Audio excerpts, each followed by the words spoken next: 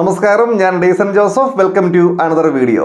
ഈ mutual fund ഇൻവെസ്റ്റേഴ്സിൽ ഏറ്റവും കൂടുതൽ പാനിക് ആകുന്ന ആൾക്കാരാരാ എന്ന് പറഞ്ഞാൽ ഏറ്റവും കൂടുതൽ ടെൻഷൻ അടിക്കുന്ന ആൾക്കാരാരാ? അത് മറ്റാരുമല്ല, ലംസം ഇൻവെസ്റ്റ്മെന്റ് ചെയ്ത ആൾക്കാരാ. എന്ന് പറഞ്ഞു കഴിഞ്ഞാൽ അത്യാവശ്യം വലിയ ഒരു തുക മ്യൂച്വൽ ഫണ്ടിലേക്ക് ഒറ്റത്തവണയായിട്ട് നിക്ഷേപിച്ച ആൾക്കാർ.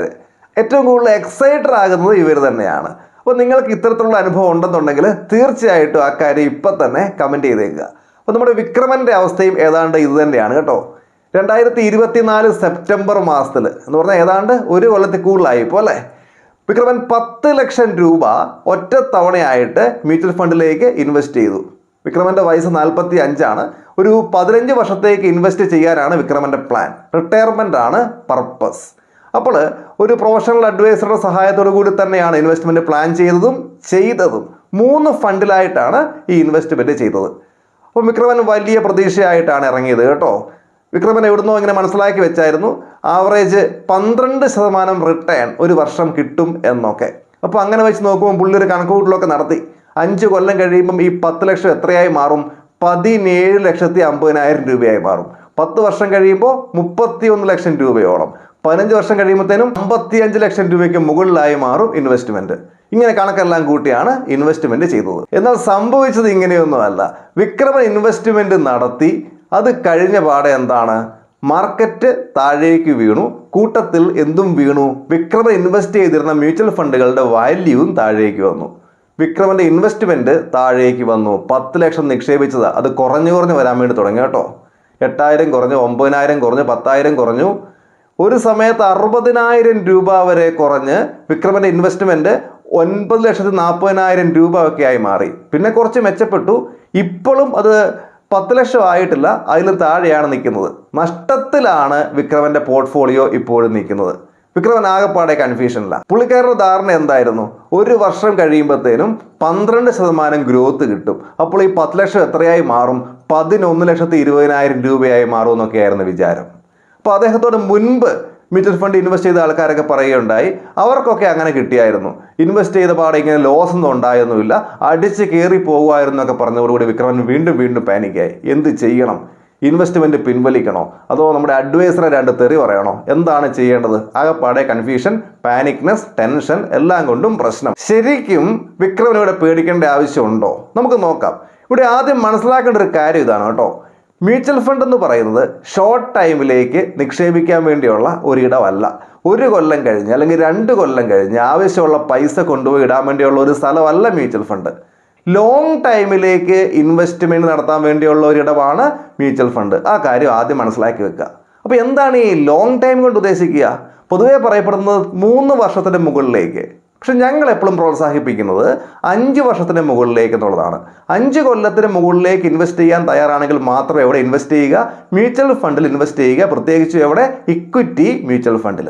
പിന്നെ ഈ 12% റിട്ടേണിൻ്റെ കാര്യം, ബാങ്കിലൊക്കെ ഫിക്സഡ് ഡെപ്പോസിറ്റ് ഇടുന്ന പോലെ എല്ലാ കൊല്ലവും ഫിക്സഡ് ആയ റിട്ടേൺ മ്യൂച്വൽ ഫണ്ടിൽ നിന്ന് കിട്ടത്തില്ല. ആ കാര്യം പ്രത്യേകം ശ്രദ്ധിക്കേണ്ടതാണ്. ഈ 12% എന്നൊക്കെ പറയുന്നത് ഒരു ലോങ് ടൈം കഴിയുമ്പോൾ, സപ്പോസ് ഒരു 5 വർഷം കഴിയുമ്പോൾ ഉറപ്പായിട്ടും എന്താണ്? ഒരു നല്ല ഗ്രോത്ത് കിട്ടിയിട്ടുണ്ടായിരിക്കും. ആ ഗ്രോത്ത് എത്രത്തോളം ഉണ്ടെന്ന് കണക്ക് കൂട്ടി നോക്കുമ്പം എന്താണ്? ഒരു വർഷം ശരാശരി 12% ഒക്കെ അതുണ്ടാകും. എന്ന് പറഞ്ഞാൽ എല്ലാ വർഷവും 12% വെച്ച് റിട്ടേൺ ഉണ്ടെന്നാണോ? അല്ല. ചില വർഷങ്ങളിൽ 12% കൂടുതൽ കാണും, ചില വർഷങ്ങളിൽ കുറവായിരിക്കും, ചില വർഷങ്ങളിൽ എന്താണ്?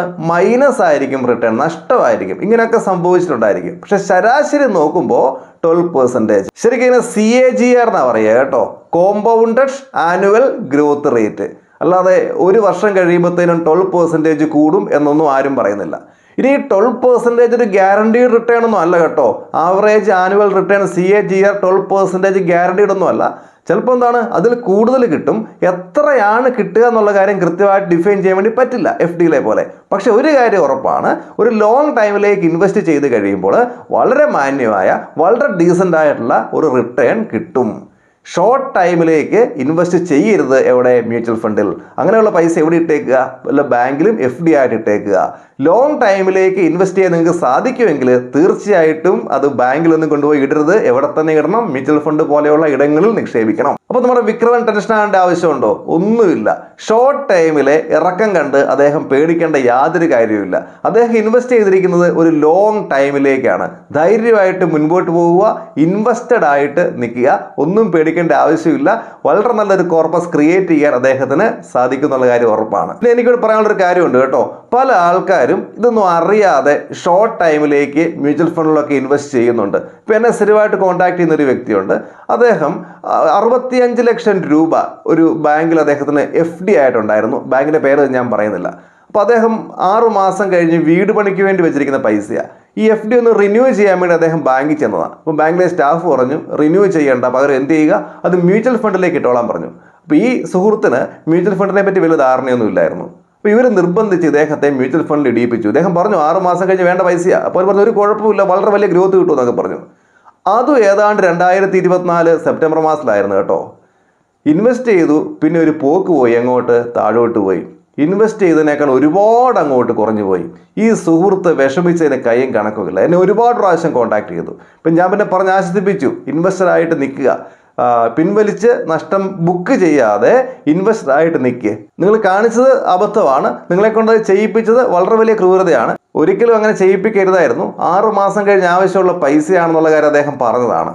ഏതായാലും വന്നത് വന്നു, ഇനി എന്ത് ചെയ്യുക? വെയിറ്റ് ചെയ്യുക, അതേ മാർഗമുള്ളൂ. ഇപ്പോൾ അദ്ദേഹം കുറച്ചൊക്കെ ആശ്വസിച്ചിട്ടുണ്ട്. കാരണം അദ്ദേഹത്തിൻ്റെ ആ ഒരു ഇൻവെസ്റ്റ് ചെയ്ത എമൗണ്ടിൻ്റെ അത്ര ആയിട്ടുണ്ട്. നഷ്ടമില്ലാത്തൊരവസ്ഥയിലേക്ക് എത്തിയിട്ടുണ്ട്. അപ്പോൾ ഒരു കാര്യം മനസ്സിലാക്കി വെക്കുക, ലോങ് ടൈമിലേക്ക് ഇൻവെസ്റ്റ് ചെയ്യാൻ മ്യൂച്വൽ ഫണ്ട് പോലെ നല്ലൊരിടം വേറെയില്ല. ഇനി ഷോർട്ട് ടൈമിലേക്ക് ഇൻവെസ്റ്റ് ചെയ്യാൻ മ്യൂച്വൽ ഫണ്ടുകൾ നല്ലതല്ല, പ്രത്യേകിച്ച് ഇക്വിറ്റി മ്യൂച്വൽ ഫണ്ടുകൾ. ഇനി നിർബന്ധമാണെങ്കിൽ ലിക്വിഡ് ഫണ്ടിലോ ഡെപ്റ്റ് ഫണ്ടിലോ ഒക്കെ എന്ത് ചെയ്യാം? ഇൻവെസ്റ്റ്മെൻറ്റുകൾ നടത്താം. അപ്പോൾ ഈ ഒരു വിഷയവുമായി ബന്ധപ്പെട്ട നിങ്ങളുടെ അഭിപ്രായങ്ങൾ തീർച്ചയായിട്ടും കമൻറ്റ് ചെയ്യുക. മറ്റൊരു ദിവസം മറ്റൊരു വിഷയവുമായി നമുക്ക് വീണ്ടും കണ്ടുമുട്ടാം. എല്ലാവർക്കും നന്ദി.